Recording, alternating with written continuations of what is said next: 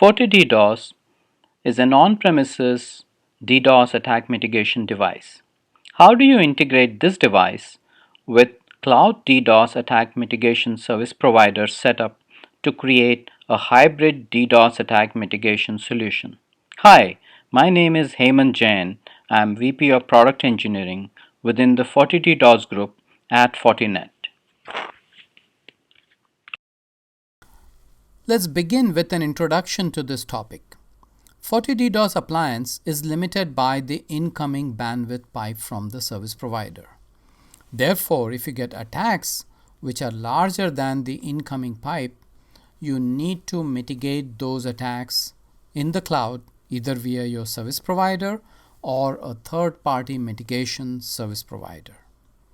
Please note that this setup works with BGP diversion of the traffic, and that requires that you own a minimum of /24 network. Therefore, if your network is smaller than /24, this scheme will not work for you. For BGP announcements, your mitigation service provider may also ask you for an AS number. You will also need an infrastructure capable of terminating GRE, and typically that can be done with the Fortinet FortiGate appliance. And as of February 2021, we have two vendors that we work with, Baffin Bay Networks and NexusGuard. So let's see a typical hybrid deployment with cloud signaling. So you have an ISP from where the traffic comes to you. Then you have a FortiGate and a FortiDDoS appliance in front of your network. This works as long as the traffic is within the pipe limit. If you have a volumetric attack, which is beyond a certain threshold that your administrator has set up, a signal would be sent to your third-party mitigation service provider, and they would do traffic diversion via a BGP announcement and then send you back traffic within a GRE tunnel, which the FortiGate appliance will remove the encapsulation and forward to FortiDDoS. That's how this whole process works in these 5 steps. So how does this work in terms of steps within the FortiDDoS appliance? So every 30 seconds, the FortiDDoS appliance goes through the port statistics, the SPP statistics, and the subnet statistics, which you see in your monitor graphs. The administrator sets a threshold and sets SPP switching and sets an alternate SPP, which we will discuss later in this presentation. And if the PPS threshold or the Mbps threshold is exceeded for an SPP policy, a third-party signaling is triggered. When this event is triggered, top 5 attack destinations in the last 5 minutes are scanned, and if the drop count for them is above a certain defined threshold, a signal is sent to the cloud mitigation service provider. It is assumed that after some time, the cloud mitigation service provider will take over the traffic and scrub the total volumetric attack and send only the clean traffic. The scrub traffic comes via GRE protocol, and the FortiGate appliance or some other appliance in front of FortiDDoS would remove the GRE encapsulation and forward to FortiDDoS. And once the attack is determined to be over by the third party, they would remove the BGP diversion and the traffic will start flowing back from the internet directly to your network. And that's how this whole scheme works. So let's see in terms of the steps for cloud mitigation integration for third parties. How do you do that within FortiDDoS? So the first thing you do is register FortiDDoS with third party. Next, you would enable SPP-Switching policy and the switching type. Third, you would set the switching threshold measurement unit, which could be either packets per second or megabits per second. Then you set the signaling mode and the minimum drops for signaling. And then you set alternate SPP and threshold per million. And then you test this whole setup using command line interface and check if it works. You can verify on the third party dashboard that the signal was received correctly. If not, you will look for where the issues are. And then you will test with real traffic. And then you can check event logs during real attacks. So these are the steps that we will go through in details in the subsequent slides. So how do you register FortiDDoS with the third party? In the FortiDDoS user interface, you will see a menu to do that.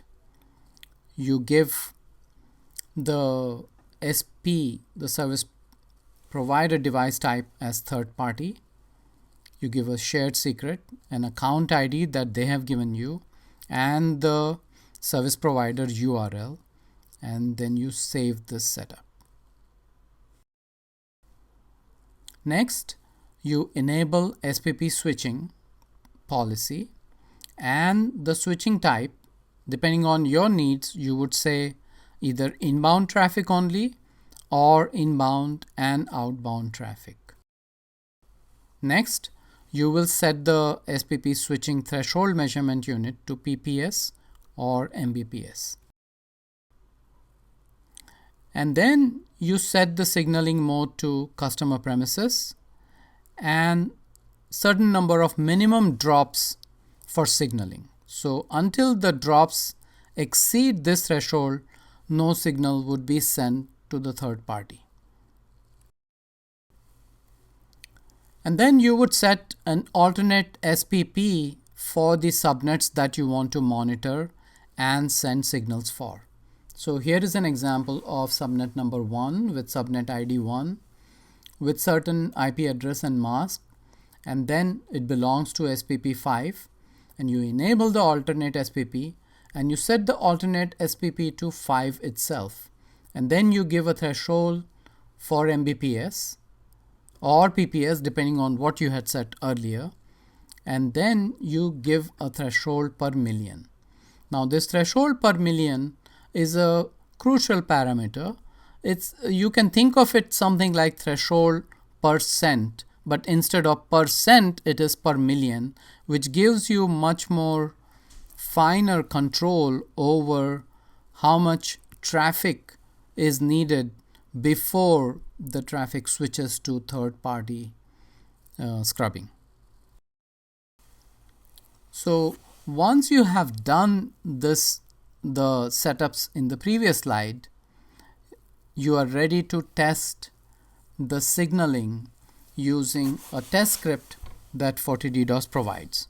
And the syntax for that is execute third-party signaling, and then you give a SPP name and the switching policy subnet ID.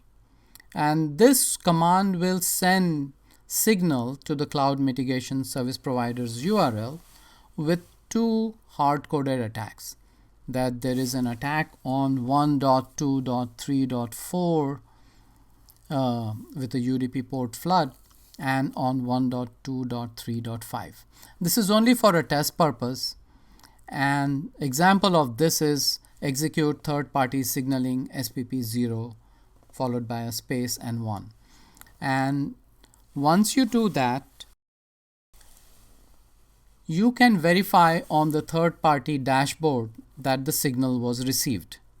And this is an example of a third-party dashboard, and you can see that the same attacks are visible there on the dashboard. If you do not see these signals, you should check the settings, should check any networking or firewall issues or integration or version related issues. This is another example of yet another dashboard which gives a different style of details, the same details but in a different way. And then this is another dashboard which gives the API activity that went, and that gives details of what information was received by the third party.